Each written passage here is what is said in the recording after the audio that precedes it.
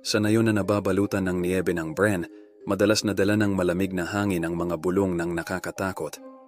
Ang kagubatan na nakapalibot sa nayon ay sinasabing pinagmumultuhan ng isang halimaw na lobo, isang nilalang na may mga mata na kumikinang na parang mga sulo at balahibo na mas maitim kaysa sa pinakamalalim na gabi.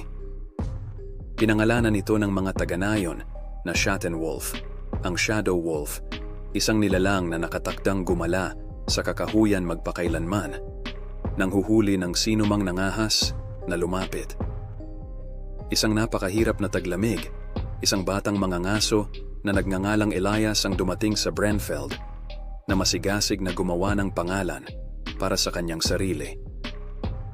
Narinig niya ang tungkol sa Schattenwolf, ngunit binaliwala ang mga ito bilang mga pamahiin lamang. Pamahiin, wala nang iba pa. Ipapakita ko sa kanila lahat.